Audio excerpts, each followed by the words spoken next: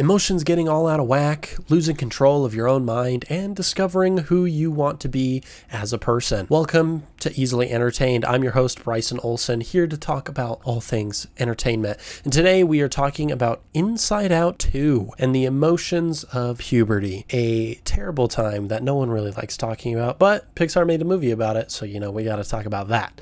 Obviously, the sequel to the first Inside Out, this movie dives even further into the inner workings of emotions and uses the device of puberty to really show how emotions change as you get older. So without further ado, let's begin with sensitive emotions. As we all know, the mass appeal of the Inside Out movies are that we get to see emotions personified to really better understand how emotions affect us as individuals. And in the first movie, it got us started off with 5 basic emotions. And, it kind of makes sense. Joy, sadness, fear, anger, and disgust. And the second movie takes it even further as puberty hits the main character, Riley, and kind of throws her emotions all out of whack. For any really young kids that had watched the first one when it first came out, that movie was pretty helpful in, understanding their own emotions. And now that they have grown up, they are probably going through puberty, and it's very helpful for them as they transition through that, just like it helped them before. And for those who were a bit older at the time of the first one, this guy right here, I was 14 when it had first came out. This new one adds a bit of catharsis to the awkward teenage years. Sometimes a bit too much. It can be a bit too relatable at times, where it almost makes you feel a little uncomfortable. And with puberty comes some new emotions. In this movie, they take the form of anxiety, ennui, or boredom, envy, and embarrassment. And with the rise of becoming a teenager, your emotions tend to become a little bit more sensitive. Even the littlest things just kind of hit harder than they did before. You get annoyed easier, your mood swings, you feel out of balance, and they make it a lot more obvious when they are doing it in this movie. When it happens in real life, it's usually a bit more gradual, of course, but in a movie sense, they have to make it a little bit more over the top, like it's suddenly a big alarm goes on and day one, it just starts happening. And I think it's a bit more gradual in real life. But Pixar just does so well at making these very common occurrences that happen to pretty much everybody still relatable, and it's still pretty unique to the story. In particular, the new emotions in this movie kind of take over, which throws the old ones for a loop, much like how it does in real life. Your emotions kind of get all over the place as you're going through puberty. It gets a little bit of a crazy time. They make the joke several times throughout the movie where they're like suppressed emotions. They're not really involved as much. They're said, hey, Riley doesn't really need you right now. We need more mature emotions. And in real life, that is true to a sense, but you're still wanting to feel the same kind of emotions, just in a different way. And so that is kind of an interesting way to put it. And especially because as you're getting older, the way you react and how you deal with your emotions just is a little bit different than when you were a kid. So you have to be sensitive with yourself as well in order to fully understand what you are doing. And in this movie, anxiety in particular takes a very similar stance to joy in the first movie. So joy in the first movie was very kind of controlling, not in like a very negative sense, like they wanted Riley to be happy, but that meant we couldn't really let any of the other emotions take the reins for a very long time. And we'll talk about that a little bit more in the next section, but anxiety tends to do the same thing, is controlling a bit more than any of the other emotions. And you usually want your emotions to kind of all have some screen time, in movie terms. We don't just want to be feeling one emotion all of the time, or no emotions all of the time. You always want to be kind of feeling a mix. You know, sometimes you have to be sad or angry to find the joy out of something. You got to be scared to find the joy. Sometimes you have to be happy and then you get sad. And that's how it works, you know? They kind of all mix around. And in this one, it's anxiety's turn to kind of try and overthrow everything. They take major control of headquarters. They kick the emotions out. They send them to the secrets vault, so they can't really do anything, and they have to get back to headquarters. However, with anxiety gaining control, this makes Riley as a person have a loss of control. As someone who has experienced bouts of anxiety and depression myself, something I really love about these movies is how they give some comfort to these specific kind of situations involving these kinds of feelings. In the first movie, and it still gets me every time I watch it, there is a scene where pretty much all the emotions lose complete control of Riley, and it's very impactful as a viewer.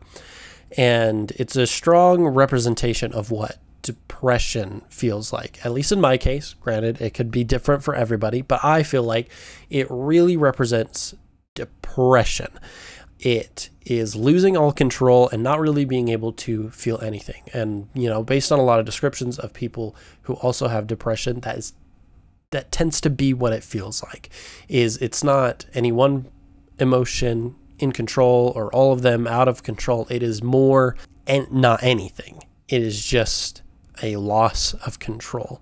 And, you know, sometimes I still have moments like this, and having a movie growing up that kind of showcase that helps give me some, you know, comfort and security to that feeling that it's not entirely out of the ordinary. And in the second movie, kind of the opposite situation happens, and they deal more with anxiety. Like, anxiety is the main emotion, but they use her to kind of trigger a moment similar to the one in the first movie.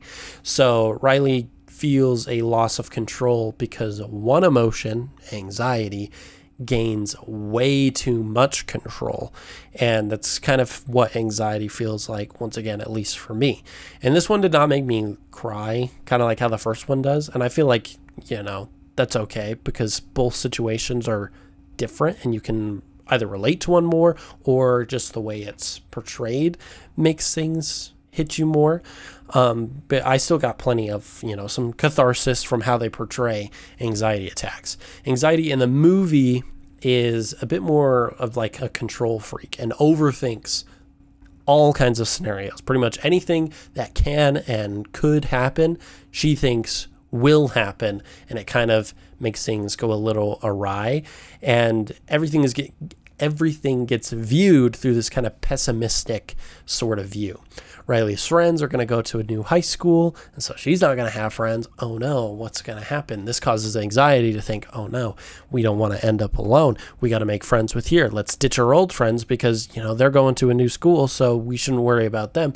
And she's trying to do whatever she can in order for that not to occur. And, you know, while that has some good intentions, it is the feeling of negativity that causes the power of anxiety to keep building and building, and it doesn't really turn out how it should. It gets a little too out of hand and becomes too much, where she has way too much control. Her plans don't really work, and as a result, she's controlling every aspect of Riley's mind. She's not really letting anybody else control. It is her. She has to take care of everything, because if she doesn't, what could happen? Something could go wrong.